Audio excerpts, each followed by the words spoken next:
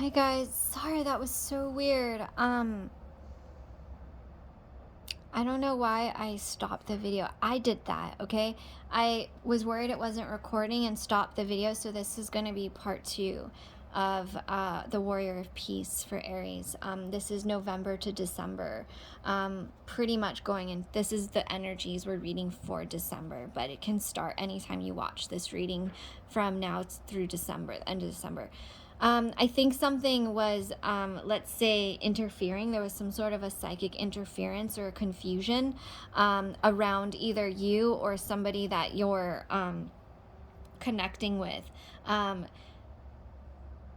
interesting thing is, I feel like the bottom 3 cards are connecting you here to a relationship, where the top 3 feel more individual.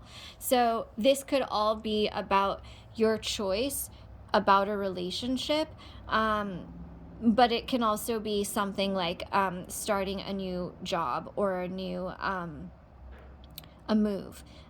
Or it could be all 3, like moving for a job, moving for a relationship, or starting a relationship with a job. I know these readings are general right now, so it's kind of just your general energy, and it's going to be different for everybody.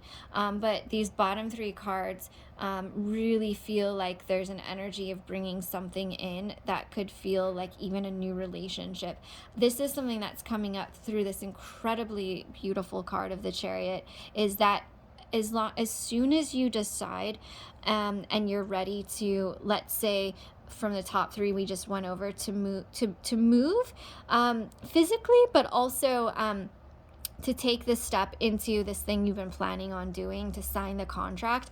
I feel like a relationship could come in for you, which is funny because you're going to be like, literally, I just committed myself over here somewhere else to do this work. And it's like when it rains it pours. I see it's going to vibrationally align you with the right energy, though, of the person you're meant to be with. And the really cool thing about this Chariot card, I'm getting it as a timeline, right? Like the energy that opens from the Chariot in this beautiful deck, the Field, is an energy of like the one, the not another person to date, to get experience on relationships is super distracting, and then you're gonna have to heal from it later when it doesn't work out because you guys want different things. I don't see this as wanting different things. I see this as the person who wants the same things as you do. I see it as someone maybe who came from a different background than you, even different culture. They could have moved from somewhere and grew up somewhere different than you. There's something specifically different about this person from you, and it could be on the physical level, but it could also be in their their personality level. But in the soul level, you're the same. You're like 2 sides of the same exact coin. So you're able to find that way to balance, and you always have the way to come to sacred union, to common what's the word I'm looking for? Common agreement. That is not the word I was looking for, but you can always have the ability to understand each other because you're on the same frequency, even just expressed very differently. So if you're expressing energy intensely, they might be polarizing you by being extraordinarily calm. And to you, you might be like, why are you so calm? And they're like, why are you so active? Oh my gosh, it's making me laugh. I love this. So you guys can just agree that you're coming from polarizing, but you're coming towards the same place in the middle and being very balanced. For others of you, this could be an energy of actually moving forward, that somebody's helping you. This is coming through for those of you signing contracts or paperwork or traveling, visas, passports, new homes, moves, big moves, not just down the street, but a big change, that it's being taken care of for you, that you're actually getting financial assistance. Weird. What I meant to say is, like, even like an investor. I'm getting so many different messages going all across the board and levels of intensity. So where somebody's actually sponsoring you or paying for you. For example, if it's for a job, they're paying for the trip. If it's a move for a job, they're paying for the move. They're helping you. There's money coming in. There's money behind this. this is I'm gonna look at this card, Aries, as a blessing. You're being blessed, you're being looked upon, you're being provided for. It's a provider energy here. It's like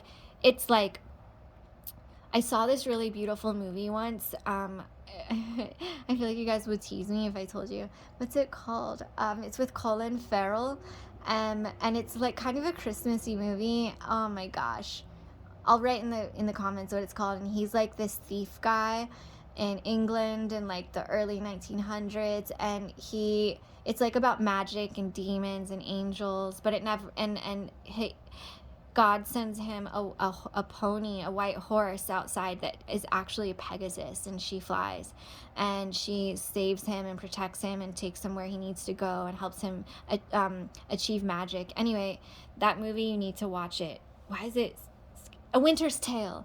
Okay, Aries, watch A Winter's Tale. I feel like any of you guys watching this reading right now are very like people who believe in magic, so maybe you won't make fun of me for that, but it's such a beautiful film, the story of redemption, and he didn't know who he was, that he was an angel, and there was confusion, and anyway, it's really cool. Okay, that's your Pegasus there. Two of Discs, change. Yeah, I feel like yeah, the Two of Discs, as far as change, are really, really, really showing you, embodying like a different aspect of you, of who you are, how you've been. This feels really like, I must say, in a relationship, but choosing to be able to learn. It's funny because Aries is like, I don't change for anyone, but when I decide I want to change, I change. Well, you've decided you want to change. And because you've chosen this, you've decided this, you won't be stubborn about it and you'll allow it. You're cardinal. You make those rules, right?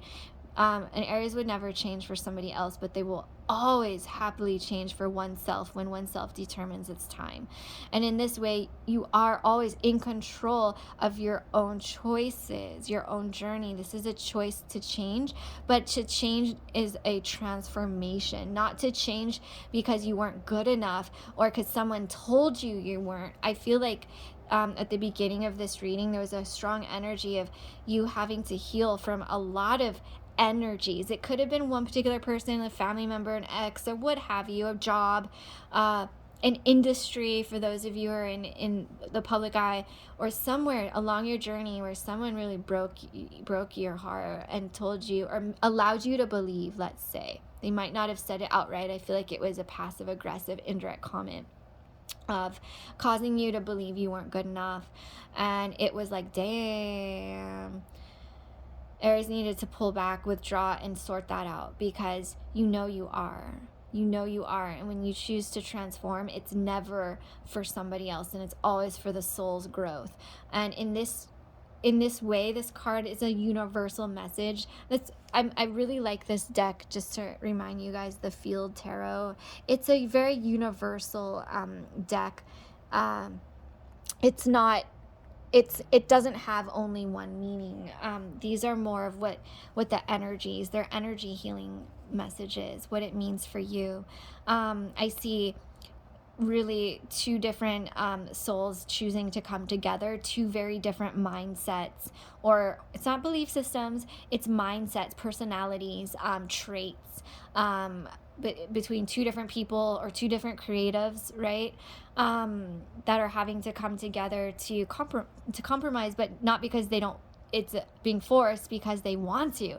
It's like you, Aries, say, are the blue moon and they're the black moon, and in the day and you're in the night, they flourish in the day, you flourish in the night, but you guys highly respect and admire each other, and you're like, damn, how can I work with them? I want to work with them, and they feel the same. So you choose to come together and find your common ground.